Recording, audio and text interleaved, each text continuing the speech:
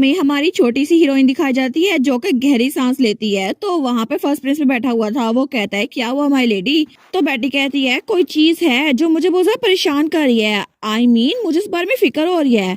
तो first Prince कहता है आपको किसी बारे में फिक्र हो रही है, लेकिन अगर आप माइंड ना करें तो क्या मैं पूछ सकता हूँ वो क्या चीज है। तो बेटी कहती है वेल बात यह है कि आजकल मुझे मेरे डैड बहुत सारी चीजें देते हैं और वो गिफ्ट कुछ ज्यादा ही हैं, और वो तो बिल्कुल सीरियस थी। तो फर्स्ट प्रिंस कहता है क्या मुझे लगा था कुछ सीरियस होगा, लेकिन वो कहता है फिर तो ये अच्छी बात है ना, आपके फादर आपको गिफ्ट दे रहे हैं। वो कहती है नहीं नहीं वो तो कुछ ज्यादा गिफ्ट दे रहे हैं, रिसेंटली मेरी बर्थडे थी भी नहीं, फिर भी उन्होंने गार्डन को मैजिक से डेकोरेट किया, और इसके अलावा उन्होंने मुझे एक यूनिकॉर्न भी दिया और एक ड्रेस भी और राइडिंग यूनिफॉर्म भी, और इसके अलावा भी इतनी सारी चीजें। और आपको नहीं लगता ये कुछ ज्यादा ही हो गया है। तो फर्स्ट प्रिंस कहता है बिल्कुल आप ठीक कह रही हैं, ये कुछ ज्यादा ही है। वो कहती है ना मुझे लगा ही था, लेकिन मैं वापसी भी उनको कुछ देना चाहती हूँ, लेकिन मुझे समझ नहीं आ रहा मैं क्या दूं, उनके पास सब कुछ ही है ना। तो फर्स्ट प्रिंस सोचता है अगर ये उनको कोई पत्थर भी दे देना तो उनको खुशी होगी क्योंकि इन्होंने खुद दिया है। लेकिन तब फर्स्ट प्रिंस कहता है मैं इस बारे में सोच रहा हूँ, तो मुझे लगता है कि आप उनको एक चीज दे सकती हैं। वो कहती है सच्ची कौन सी चीज मुझे बताओ ना। तो फर्स्ट प्रिंस कहता है वेल मैं श्योर हूँ उनको ये पसंद आएगा। तो बेटी उसके पास आती है, वो कहती है प्लीज प्लीज मुझे बताओ ना प्लीज। तो फर्स्ट प्रिंस उसके पास होता है, उसके कान में कहता है आपको बस यही करना होगा, और तब उसके कान में वो बात करता है। लेकिन हमारी बेटी वो तो थोड़ी डाउटफुल थी, तो वो कहता है सच्ची आपको मुझ पर यकीन नहीं है, ये सच है। तो हमारी हीरोइन को तो उस पर शक हो रहा था, वो कहता है मैं सच बोल रहा हूँ माय लेडी प्लीज मुझ पर ट्रस्ट करें। और तब रात के वक्त वो अपनी बालकनी में खड़ी हुई थी, वो सोचती है आखिर प्रिंस एटर ऐसा मजाक कैसे कर सकते हैं, मैं तो बिल्कुल सीरियस थी, लेकिन आखिर में मैं स्क्वायर वन पे आ गई हूँ, मुझे कुछ पता नहीं चला। तो तभी वहां पर ड्रैगन एटर वो भी आ गया था। तो तब हमारी और कहती है एटल, वो कहता है तुम बाहर क्या कर रही हो, बाहर तो बहुत ज्यादा ठंड है, तुम्हें ठंड लग जाएगी। लेकिन हमारी और कहती है ये सारी की सारी गलती तुम्हारे प्रिंस की है। वो कहता है क्या हिज हाइनेस की, लेकिन कैसे। तो हमारी और कहती है मैंने उनको बताया कि मुझे अपने फादर को कोई गिफ्ट देना है, लेकिन उसने कहा मैं फादर को डैड कह के बुलाऊं, वो मुझे तंग करा था है ना, मैं तो उसमें बहुत ज्यादा डिसअपॉइंटेड हूँ। तो वो सोचता है डिसअपॉइंटेड, लेकिन ये तो मिसअंडरस्टैंडिंग है ना। तो वो कहता है तुम्हें ऐसा नहीं लगता कि हिज हाइनेस वो इस बारे में सीरियस थे जब उन्होंने तुम्हें कहा था। वो कहती है तुम इसलिए उनकी साइड नहीं ले रहे ना क्योंकि तुम उनको सर्व करते हो। वो कहता है नहीं नहीं ऐसी बात नहीं है, असल में मुझे सच में तुम्हारी फिक्र हो रही है, और मैं तो यहाँ पे गुड बाय बोलने के लिए आया था। तो हमारे उन कहती है क्या अचानक से गुड बाय, क्या तुम कहाँ पे जा रहे हो। तो वो कहता है हाँ बिल्कुल मैं थोड़ी देर के लिए जा रहा हूँ क्योंकि मुझे हिज हाइनेस ने ऑर्डर दिया है। वो कहती है लेकिन तुम जा कहाँ पर रहे हो ना। तो एटल कहता है मैं करीब ही जा रहा हूँ, असल में यहाँ पे सेकंड प्रिंस आने वाले हैं और ये बेस्ट होगा कि हिज हाइनेस और सेकंड प्रिंस आपस में ना टकराएं। तो हमारे उन सोचती है अच्छा। तो वो कहता है हिज हाइनेस को अभी पता चला है इसीलिए हम लोग यहाँ से जा रहे हैं, और मैं तो जाने से पहले तुम्हें गुड बाय बोलने के लिए आया था। वो कहती है अच्छा ये बात है। वो सोचती है हम रिसेंटली मिले हैं और ये फिर से गुड बाय बोल रहा है, मुझे तो बहुत ज्यादा सैड महसूस हो रहा है। लेकिन वो सोचती है सच में मैं 10 सालों बाद उससे मिल रही हूँ, लेकिन मुझे अच्छा लग रहा है कि वो मेरा दोस्त था, रिटर्न नहीं था। तो तब एटल कहता है स्टार तुम इस बारे में फिक्र ना करोगे, सिर्फ टेम्परेरी होगा। और तब वो रेलिंग पे पाँव रखता है और उसके करीब आता है। वो कहता है मैं जल्दी वापस आ जाऊंगा ठीक है, और उसके सर के साथ अपना सर टकराता है। तो हमारी उन कहती है एटल सच में। तो तब वो स्माइल करती है, वो कहती है तुमने प्रॉमिस किया है ठीक है, भूलना मत, मैं इंतजार करूंगी। और उसके बाद हमें कुछ दिनों बाद का सीन दिखा जाता है। तो हमारी हीरोइन तो बहुत ज्यादा सैड थी, तो वो सोचती है आखिर में मैंने अभी तक डिसाइड नहीं किया कि मुझे फादर को क्या देना चाहिए। तो वहां पे उसका फादर और भाई बैठा हुआ था। तो उसका फादर कहता है वेलकम माय बेबी। तो उसका भाई कहता है बुशी टेल तुम आ गई। लेकिन उसका फादर कहता है आज तो टी टाइम मैंने खुद प्रिपेयर करवाया है।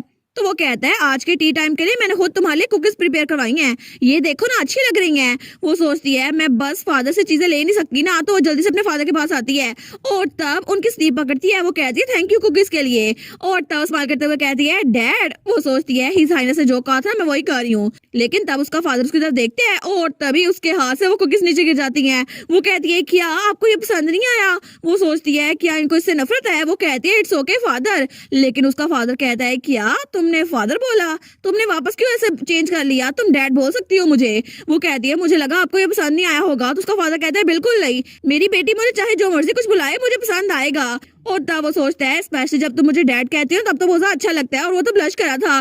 तो हमारी बहन कहती है फिर मैं आपको डैड कह सकती हूँ। वो कहता है ऑफ कोर्स पूरी जिंदगी कह सकती हो, और उसके कहने का मतलब था हमेशा मुझे डैड बुलाना। वो कहती है अच्छा अगर ऐसी बात है। तो वो थोड़ी सी हिचकिचा रही थी, लेकिन तब स्माइल करके कहती है डैड। तो उसका फादर तो बड़ा खुश हो गया था, तब उसके सर पे रखता है और कहता है हाँ माय बेबी। और तब वो थोड़ा इमोशनल होते हुए कहता है मैं तुम्हारा डैडी हूँ। लेकिन तब हमारी हीरोइन भी बड़ी खुश थी, वो कहती है बिल्कुल आप तो मेरे डैड है, सबसे ज्यादा बेस्ट है। और तब अपने डैड को गले लगाती है और उसका फादर भी बड़ा खुश था, वो कहता है मेरी प्यारी बेटी कितनी क्यूट है। लेकिन तभी वो कालीतूस की तरफ देखता है तो कालीतूस कहता है क्या इनको क्या हुआ। तो कालीतूस कहता है अब इस बारे में सोचिएगा अभी मत कि मैं भी आपको ये कह के बुलाऊंगा। वो कहता है मैं ऐसी जरूरत कर भी नहीं सकता काल, मैं तो बस तुम्हें चढ़ा रहा था। तो तब उसके अगले दिन हमें सीन दिखा जाता है तो हमारी हीरोइन सोचती है मुझे पता नहीं था कि प्रिंस एटर की एडवाइस इतनी ज्यादा इफेक्टिव होगी और फादर ने पहले मुझे क्यों नहीं बताया। और उसे याद आता है कि उसके फादर ने फ्रेडरिक से कहा था पूरी टेरिटरी में फूड डिस्ट्रीब्यूट करो, मेरी बेटी ने मुझे डैड कहा है। वो सोचती है अगर मुझे पहले पता होता ना उनको ये नाम इतना पसंद है तो फिर मैं उनको डैड कह के बुलाती, लेकिन अब से मैं फादर से जरूर मिलूंगी और उनको डैड कह के बुलाऊंगी। और मेरा दिल कर रहा है कि उनके लिए बैरिक्स लेकर आऊं, तब मैं ये वाली बैरिक्स उतार लूंगी। लेकिन तब वो सोचती है मैं इधर तो देखती हूँ कौन से ट्रीज पे जरा बैरिक्स लगी हैं, क्या मैं उधर पे जाऊं। लेकिन तभी उसके पीछे कोई आया था, वो कहता है क्या तुम यहाँ पे खुद वॉक करने के लिए आई हो। तो हमारी बेटी तो बड़ी शौक हो गई थी, वो पीछे मुड़ के देखती है, वो सोचती है ये आवाज। तो वहां पे रिटर खड़ा हुआ था, वो स्माइल करके उसकी तरफ आ रहा था। तो तब वो कहता है फाइनली हम लोग इतने अरसे बाद दोबारा मिल ही गए। तो हमारी उन कहती है क्या तुम यहाँ पर क्या कर रहे हो। तो रिटर कहता है अच्छा तो हाउस इस्लाम के लोगों ने तुम्हें ग्रीट करना नहीं सिखाया। और वो स्माइल करते हुए कहता है मैं खुश हूँ कि तुम मेरे बारे में अभी तक भूली नहीं हो लेडी बेटी। लेकिन हमारी हीरोइन को तो उस पर बहुत ज्यादा गुस्सा आ रहा था, तो वो दिल में सोचता है अच्छा तो ये मेरे बारे में अभी तक भूली नहीं है, इसको मैं याद हूँ। जैसे ही मुझे घूर रही है ना मुझे लगता है इसको मैं याद हूँ। और लेडी बेटी वो तो बस मेरी अटेंशन चाहती थी, इसी वजह से उसने पहली बार जब मुझसे मुलाकात की थी ना तो मेरे मुंह पे मुक्का मारा था, लेकिन मुझे लगता है वो सिर्फ मेरी टेंशन चाहती थी इसीलिए। तो तब वो तो बिल्कुल डिलीजन में था। तो तब वो सोचता है अच्छी बात है ना वो मुझे पसंद करती है, इस तरह मैं उसका फेवर अपनी तरफ ले आऊंगा। वो कहता है मैं समझ सकता हूँ तुम कैसा फील कर रही हो, स्पेशली इस वजह से क्योंकि तुम मुझे याद किए हुए हो ना इसीलिए। तो हमारे सोचती है ये किस बारे में बात कर रहा है, मुझे इसको क्यों याद रखना था। लेकिन तभी उसकी तरफ देखती है, वो कहती है एक मिनट, ये तो तब रिटर कही जा रहा था ड्यूक की बेटी होने के नाते तुम्हें इतना वायलेंट नहीं होना चाहिए। लेकिन हमारी हीरोइन की तो हंसी छूट जाती है, वो कहता है क्या हुआ इतना फनी क्या लग रहा है तुम्हें। तो हमारी हीरोइन तो हंसी जा रही थी। तो हमारी उन कहती है देखो सही जिस साइड पे मैंने मुक्का मारा था ना तुम्हारी उस साइड से एक दांत गायब है और तुम्हारे दांतों के दरमियान तो एक होल है। और तब रिटर उसका एक दांत गायब था तो उसको तो बहुत ज्यादा शर्मिंदगी हो रही थी, वो कहता है तुमने क्या बोला। लेकिन तब वो कहता है अब भी इसी वक्त चुप हो जाओ, अगर अगर तुमने रॉयल फैमिली के सामने रूडनेस दिखाई ना तो फिर। तो हमारी हीरोइन तो हंसी जा रही थी, वो कहती है तुम जितना कूल बनना चाहो ना बन के दिखा सकते हो, लेकिन तुम्हारा एक दांत गायब है। वो कहता है शट अप, आखिर तुम रॉयल फैमिली मेंबर को डिसरिस्पेक्ट करके क्या लेना चाहती हो। तो वो हंसते हुए कहती है ये तो बिल्कुल नैरो माइंडेड है, बिल्कुल इसके दांतों में गैप की तरह। लेकिन रिटर को तो बड़ा गुस्सा आ रहा था, वो सोचता है इसकी हिम्मत कैसे हुई मेरे सामने मुझ पे हंसने की, और मैं इसको सबक सिखा के रहूंगा। लेकिन तब वहां जाने लगता है, वो सोचता है ये बेवकूफों की तरह हंस रही है तो मैं इसको हंसने देता हूँ। तो वो कहता है मुझे कुछ जरूरी काम आ गया है और उसके बाद वहां से निकल गया था। तो हमारी हीरोइन अपने आंसू ऑफ कर रही थी क्योंकि हंस हंस के उसकी आंखों में आंसू आ गए थे। तो हमारी हीरोइन सोचती है मेरी तो हंसी नहीं रुक रही थी, लेकिन अगली बार अगर ये मेरे पास आया ना तो मैं इसकी दूसरी साइड पे मुक्का मार दूंगी और दोबारा मेरे पास आके दिखाना। लेकिन तभी वो सोचती है बाय द वे उसने कहा था वो जरूरी काम से यहाँ पर आया है, लेकिन पता नहीं वो मेरे घर में कर क्या रहा है। और तब प्रिंस रिटर अपने एडवाइजर के साथ वहां पर आ रहा था। तो तब वो सोचता है डैम इट, आखिर उसकी हिम्मत कैसे हुई मुझ पे हंसे, लेकिन मेरी बेइज्जती करने पे मैं उसको बहुत बड़ी सजा दूंगा। एक्चुअली वेट करो, क्या मुझे ड्यूक को झुकाना चाहिए क्योंकि उसने अपनी बेटी को सही से प्रॉपर्ली एजुकेट नहीं किया, ये तो बहुत ज्यादा ह्यूमिलेटिंग होगा ना। और तब वो सोचता है मेरी मॉम ने भी कहा था कि गोल्डन लाइन मेरे सामने झुक के रहेंगे जैसे ही मैं नॉर्थ में आऊंगा, और मुझे लगता है कि ऐसे मैं उनको अपने सामने झुकाऊंगा तो मुझे बहुत ज्यादा खुशी होगी। और मैं सच में चाहता हूँ कि लाइन्स मेरे सामने झुके रहे क्योंकि वो तो स्नेक के सामने कुछ भी नहीं है। और तब हमें कुछ दिनों पहले का सीन दिखा जाता है जब रिटर वो कहता है क्या आप चाहते हैं मैं नॉर्थ में चला जाऊं। तो वहां पे उसके मॉम और डैड थे, एम्परर और एम्प्रेस। तो उसकी मॉम कहती है मैं तुम्हारे वहां जाने के हक में नहीं हूँ, लेकिन फिर भी तुम एक रॉयल्टी हो, मेरे पास कोई चॉइस नहीं है इस बार रिटर। तो वो कहता है क्या ये वार पेमेंट के बारे में है जो ड्यूक को हमें देनी है। तो उसका फादर वो चिल्ला कहता है हाँ बिल्कुल, उन लोगों को लगता है कि वो कुछ ज्यादा ही बड़े हैं और उन्होंने यहाँ आने वाले सारे रूट्स वो बंद कर दिए हैं और यहाँ पर कोई भी ट्रेडिंग सिस्टम हो नहीं रहा। उनको क्या लगता है वो ऐसा करके खामोश रह पाएंगे, लेकिन अगर उन्होंने ये सब कुछ किया तो हम लोग बर्बाद हो जाएंगे। और उसको तो बड़ा गुस्सा आ रहा था, लेकिन तभी एम्प्रेस उसकी तरफ देखती है तो तब एम्पर कहता है वो तो बेसिकली हमें इंसल्ट कर रहे हैं। तो एम्प्रेस कहती है योर मैजेस्टी प्लीज इतना गुस्सा ना करे, काम डाउन हो जाए। वो कहता है तुम ऐसे सिचुएशन में मुझे काम डाउन करना चाहती हो, ये नहीं हो सकता। तो एम्प्रेस कहती है योर मैजेस्टी लेकिन रिटर तुम्हें पता है ना सिचुएशन बहुत ज्यादा बुरी है और इसको इसको सिर्फ तुम ही संभाल सकते हो। वहां जाके ट्रिप करो और तुम अपने फादर के लिए कर सकते हो ना, तुम्हें बस वहां पर जाना है और बिल्कुल एक रॉयल ब्लड की तरह वहां पर उनको हुक्म देना है और वो लोग तुम्हारे सामने झुक के रहेंगे क्योंकि ड्यूक असलान उनके पास कोई चॉइस नहीं है प्रिंस के सामने झुकने के अलावा। वो सोचता है ड्यूक असलान मेरे सामने झुकेगा, हाँ ये सोच के तो बड़ा मजा आ रहा है। तो तब वो स्माइल करते हुए कहता है जी मॉम जैसा आप कहेंगी मैं वैसा ही करूंगा क्योंकि मैं आपकी बात मानूंगा। तो उसकी माँ कहती है हाँ बिल्कुल मेरा बेटा तो बहुत ज्यादा काबिल है। वो सोचता है मुझे यकीन नहीं आ रहा कि मैं उस लाइन को अपने सामने झुकाऊंगा जिससे जंग जीती है और इसीलिए मैं तो इस वर्ड को बिल्कुल मिस नहीं करूंगा। और तभी दरवाजा खुलता है और वो लोग वहां पर आते हैं।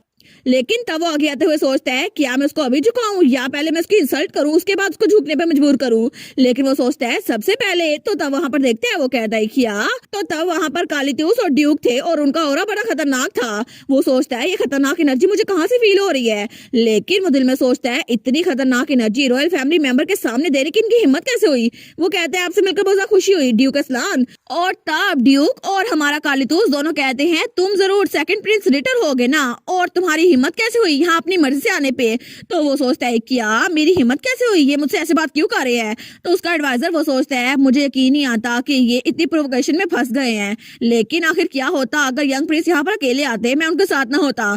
तो वो सामने झुकते हुए कहता है मुझे माफ कीजिएगा कि हम अचानक से यहाँ पर आ गए, लेकिन हम आपसे मिलकर बहुत ज्यादा खुश हुए। मैं हूँ बैरन इवान और मैं यहाँ पर इनके साथ आया हूँ। तो बैरन इवान वो सोचता है यहाँ पर हम लोग अनइनवाइटेड आ गए हैं और हम लोग ड्यूक के सामने झुक रहे हैं, लेकिन बेसिकली हम लोग यहाँ पर सिर्फ इसलिए आए हैं क्योंकि रॉयल फैमिली के फाइनेंसेस बहुत ज्यादा बुरे हैं और हम इनसे रिक्वेस्ट करने आए हैं कि वार की जो पेमेंट थी ना उसको आधा ले ले। तो तब वो कहता है आपको पता है ना योर ग्रेस हिज मैजेस्टी ने मुझे यहाँ पर भेजा है और उन्होंने कहा है कि वहाँ पे कुछ मसला चल रहा है, इसी वजह से उन्होंने सेकंड प्रिंस को भी यहाँ पर भेजा है। लेकिन सेकंड प्रिंस वो सोचता है कितना अजीब है, ये तो जैसा मोम ने कहा था वैसा बिल्कुल भी नहीं है और ड्यूक तो मेरे सामने झुकने के बजाय मेरे सामने बैठे हुए हैं और ऐसा लगता है कि वो मुझसे नफरत करते हैं। लेकिन वो सोचता है लगता है ये अपनी बेटी की वजह से थोड़ा परेशान हो गए होंगे इसलिए मुझसे ऐसे ट्रीटमेंट कर रहे हैं, लेकिन मैं अच्छा हूं ना तो मैं इनको माफ कर दूंगा। तो तब वो कहता है ड्यूक असलान। ड्यूक कहता है हाँ क्या बात है। वो कहता है आपको मेरे सामने अनकंफर्टेबल होने की कोई जरूरत नहीं है। तो ड्यूक कहता है तुम्हारे सामने। वो कहता है जी बिल्कुल, वैसे भी जो कुछ हो चुका है मैं उसको भूल चुका हूँ और लेडी बैटी उन्होंने मेरी तरफ बहुत अग्रेसिव साइड दिखाई थी क्योंकि उनको मेरी टेंशन चाहिए थी, मैंने उनको पहले ही माफ कर दिया है और मैं इस वजह से आप पे बिल्कुल भी दबाव डालने नहीं वाला, तो प्लीज रिलैक्स रहिए। लेकिन कार्लितोस वो कहता है तुम बहुत ज्यादा बोलते हो और वो थप्पड़ तुम्हें पड़ना ही चाहिए था और आखिर तुम इस बारे में बात क्यों कर रहे हो। तो वो कहता है क्या तुमने क्या बोला लॉर्ड कार्लितोस। लेकिन कार्लितोस कहता है क्या तुम्हारे कान दर्द कर रहे हैं, तुम्हें समझ नहीं आ रहा। मैंने बोला कि तुम्हें वो थप्पड़ पड़ना चाहिए था क्योंकि तुमने मेरी बहन के साथ एंगेजमेंट करने की कोशिश की थी, क्या मैं गलत कह रहा हूँ। तो वो कहता है क्या, लेकिन तभी ड्यूक वो भी कहता है बिल्कुल कालितूस ठीक कह रहा है। तो सेकंड प्रिंस तो बिल्कुल शॉक हो गया था, वो सोचता है क्या ये लोग ऐसे बात मुझसे कैसे कर सकते हैं। लेकिन ड्यूक वो कहता है मुझे यकीन नहीं होता कि तुमने मेरी बेटे से एंगेजमेंट करने की कोशिश की थी, फिर भी हम लोग तुम्हें जिंदा छोड़ रहे हैं। तुम्हें मेरी बेटे की काइंडनेस को अप्रिशिएट करना चाहिए प्रिंस रिटर, और अगर तुम्हें समझ आ गया तो अब तुम जा सकते हो। तो रिटर सोचता है क्या इनको थोड़ी सी भी शर्म नहीं है, मैं एक प्रिंस हूँ और ये लोग मेरे सामने ऐसे बिहेव कर रहे हैं। लेकिन तब कालितूस आगे बढ़ते हुए कहता है और जाने से पहले मैं तुम्हें एक वार्निंग देना चाहूंगा। और तब उसके कान के पास आके कहता है दोबारा कभी भी मेरी छोटी बहन के इर्द गिर्द मंडलाना मत, ठीक है, अगर तुम जिंदा रहना चाहते हो तो। और अगर मैंने तुम्हें ऐसा करता हुआ देख लिया ना तो फिर मैं तुम्हें बताऊंगा कि गलती होती क्या है। लेकिन तब थोड़ी देर बाद वो लोग अपने कमरे में आ गए थे। तो तब उसका एडवाइजर कहता है योर हाइनेस आप ठीक तो है ना। तो प्रिंस रिटर मुस्कुरा कर कहता है आपको क्या मतलब है, आपकी बात सुनकर तो मुझे लगता है जैसे कुछ बुरा हुआ हो। लेकिन तब वो कहता है क्या। तो प्रिंस रिटर कहता है आप तो मेरे लिए परेशान हो रहे होंगे ना क्योंकि मैं लंबा सफर करके आया हूँ, लेकिन प्लीज आप यहाँ चले जाए ताकि मैं रेस्ट कर लूँ। वो कहता है ठीक है योर हाइनेस प्लीज मुझे अलाउ करें मैं यहाँ चला जाऊँ। और तब दरवाजा खोलता है और वहां जाने लगता है। वो कहता है प्लीज आराम से रहिएगा योर हाइनेस। तो रिटर वो स्माइल करा था, लेकिन जैसे दरवाजा बंद होता है ना उसका औरत तो बिल्कुल बदल गया था और उसको तो बड़ा गुस्सा आ था। वो कहता है लाइनहार्ट असलान, उसकी इतनी हिम्मत, कालितूस असलान और बेटी असलान, मैं इन तीनों को छोड़ूंगा नहीं। आखिर इन तीनों की हिम्मत कैसे हुई मेरी इंसल्ट करने की। और तब वो चीजों को नीचे फेंक रहा था। वो सोचता है आखिर उस लड़की में इतना है ही क्या, वो तो एक लाइन शिफ्टर है भी नहीं, लेकिन फिर भी मैं यहाँ पर इनको अपने सामने झुकाने के लिए आया था और ये मुझे बातें सुना रहे हैं। आखिर ये होते कौन है? मेरी मॉम ने जो कुछ भी कहा था वो बिल्कुल भी सच साबित नहीं हुआ। लेकिन तब वो सोचता है ठीक है, मुझे अपने आप को काउंट डाउन करना होगा। काउंट जिलोट ने पहले ही कहा है कि वो गुड न्यूज लेकर आएगा, तो मुझे लगता है अगर ये सब कुछ ठीक रहा ना तो मुझे असलांस की फिक्र करने की जरूरत नहीं है। और तब वो उस टूटी हुई चीजों पर अपने पाँव रखता है। वो कहता है वो लाइंस भूल चुके हैं कि उनका मास्टर कौन है, तो मैं उनको झुका के रहूंगा और एक दिन जरूर आएगा जब वो लोग मेरे सामने झुकेंगे और वो दिन बहुत ज्यादा जल्दी आने वाला है। लेकिन दूसरी तरफ कालीतूस वो बेटी के पास आया था। वो कहता है एक मिनट, तुम कह रही हो कि वो बदतमीज वो दिन में पहले ही तुमसे मिल चुका है? तो हमारी कहती है बिल्कुल, और वो तो सोने की तैयारी कर रही थी। वो कहती है सेकंड प्रिंस यहाँ पर आया क्यों है? तो कालीतूस कहता है वार पेमेंट को लो करने के लिए। लेकिन उसके ऑडेसिटी तो देखो, हमने वार में इतना सब कुछ कंट्रीब्यूट किया और वो लोग हमें पैसे भी नहीं दे सकते। हालांकि फाइनेंशियल इशू वो बिल्कुल इतना बड़ा मसला नहीं है। लेकिन क्या तुम्हें मेरी बात समझ आ रही है? बुशेटेल स्नेक बहुत ज्यादा खतरनाक है, कभी उन पर ट्रस्ट ना करना। वो कहती है ठीक है मैं कभी ट्रस्ट नहीं करूंगी। वो सोचती है कालीतूस को सही लोगों की पहचान है। लेकिन तब उसका भाई उसको सर पे रखता है और कहता है सिर्फ स्नेक्स की बात नहीं है, सारे के सारे रेप्टाइल बहुत ज्यादा बुरे होते हैं, तुम्हें सबसे दूर रहना होगा, स्पेशली ड्रैगन से। वो सोचती है ड्रैगन से भी? लेकिन उसका भाई कहता है मेरे पीछे रिपीट करो, सारे के सारे रेप्टाइल्स, उन पे ट्रस्ट नहीं किया जा सकता। वो कहती है रेप्टाइल पे ट्रस्ट नहीं किया जा सकता। तो उसका भाई कहता है सिर्फ लाइन पे ट्रस्ट करो। वो कहती है सिर्फ लाइन पे ट्रस्ट करो। तो उसका भाई कहता है ठीक है बिल्कुल ठीक बात है, अब कभी भी कोई भी तुम्हारे पास रेप्टाइल आए ना तुमको अपने आप से दूर कर देना। वो कहती है ठीक है रेप्टाइल पे ट्रस्ट नहीं किया जा सकता, सिर्फ लाइन पे ट्रस्ट किया जा सकता है। और तब थोड़े दिनों बाद हमारी हीरोइन अपनी गिलहरी वाली फॉर्म में बाहर आई थी और वहां पे एक एकॉन खा रही थी। वो सोचती है एकॉन तो खाना खाने के बाद बड़े मजेदार लगते हैं और वो तो गुनगुना भी रही थी। वो सोचती है कितना मजा आ रहा है ना। लेकिन तभी उसे आवाज आती है योर हाइनेस इस तरफ आए। वो सोचती है ये आवाज ये तो काउंट जिलोट की है ना। तो वहां पे काउंट जिलोट और सेकंड प्रिंस रिटर वो आ रहे थे। तो तब वो लोग उस पेड़ के करीब आके खड़े हो गए थे। तो काउंट जिलोट कहता है आपसे इस तरह मिलकर बहुत खुशी हुई योर हाइनेस। तो रिटर कहता है फाइनली हम लोग आपस में इतने लेटर्स के बाद मिल ही गए। तो हमारे सोचती है लेटर्स, इसका मतलब है काउंट जिलोट पहले ही रॉयल फैमिली के साथ कम्युनिकेट कर रहा था। तो तब रिटर इधर उधर देखते हुए कहता है क्या सच में ये जगह सेफ है? आपको लगता है यहाँ पे कोई आ जाएगा?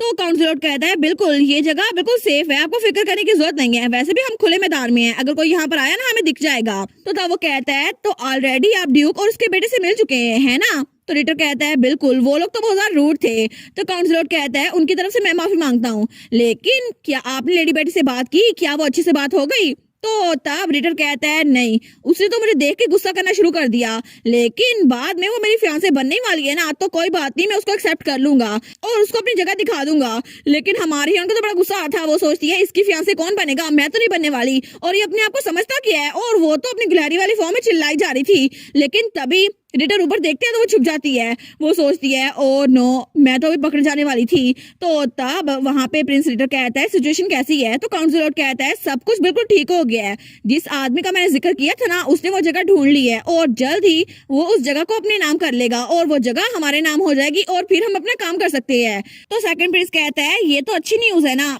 तो फिर तो हम पहले की तरह अपना काम स्मूथली कर लेंगे। तो हमारे सोचती है पहले की तरह? तो काउंट जिलोट कहता है जी बिल्कुल, हमेशा मुझ पर ट्रस्ट करने के लिए thank you so much your highness. लेकिन तब वो कहता है अगर ड्यूक ने हमें सस्पेक्ट किया तो काउंट जिलोट कहता है उसके बारे में फिक्र ना करें, क्योंकि मैंने पर्सनली उस आदमी के साथ उस जगह को विजिट किया है और वो जगह बिल्कुल परफेक्ट है। बाहर से किसी को पता नहीं चलेगा कि वहां पर कुछ छुपा हुआ है, लेकिन अंदर तो बिल्कुल खजाना है। तो तब सेकंड प्रिंस हंसते हुए कहता है अच्छा फिर तो अच्छी बात है ना, क्योंकि वो चीज वो रॉक मेरी पोजेशन में आ जाएगी। तो काउंट जिलोट कहता है जी बिल्कुल, फेरी स्टोन्स हमारे होंगे। लेकिन तभी सेकंड प्रिंस को घूर के देखता है और कहता है काउंट जिलोट दोबारा अपने मुंह से इसका नाम मत लेना, अगर तुमने दोबारा इसका नाम लिया ना तो मैं तुम्हें जान से मार डालूंगा, तुम्हें पता है ना मेरे लिए वो कितने ज्यादा कीमती है। तो काउंट जिलोट कहता है मुझे माफ कीजिएगा योर हाइनेस, लेकिन मैं कुछ ज्यादा एक्साइटेड हो गया था। वो कहता है ठीक है आगे से केयरफुल रहना, और तब वहां जाने लगता है। वो कहता है तुम अलग रास्ते चल जाना ठीक है, ताकि किसी को हम पे शक ना हो। तो काउंट जिलोट कहता है जी योर हाइनेस, मैं दूसरी तरफ चला जाऊंगा, प्लीज आप आराम से वापस आइएगा। तो हमारी हीरोइन वो उनको जाते हुए देखती है। वो सोचती है डेफिनेटली इसने फेरी स्टोन का नाम लिया है ना। तो तब तो वो स्माइल करती है। वो सोचती है इसको लगा था कि किसी ने इसकी बात ही सुनी होगी, लेकिन मैंने इसकी बात सुन ली है ना। गुलहरी होने का यही सबसे बड़ा फायदा है। देखो अब तुम्हारा काम मैं खराब करती हूँ, तुम्हारा प्लान उसको तो मैं हथिया लूंगी ना, बस तुम इंतजार करो रिटर। आखिर तुम्हारा यहाँ आने का भी कोई फायदा नहीं हुआ, क्योंकि वो फेरी स्टोन्स वो तो मेरे होंगे ना। और इसी के साथ ये वाला पार्ट यहीं पर ख़त्म। तो आप लोग बताइएगा आप लोग को ये पार्ट कैसा लगा, और वीडियो को लाइक और चैनल को सब्सक्राइब लाजमी कीजिएगा। बाकी वीडियोस का लिंक भी स्क्रीन पर नज़र आ रहा होगा, तो काइंडली उनको भी चेकआउट कर लें। और thank you so much for watching my videos. Stay safe, bye bye.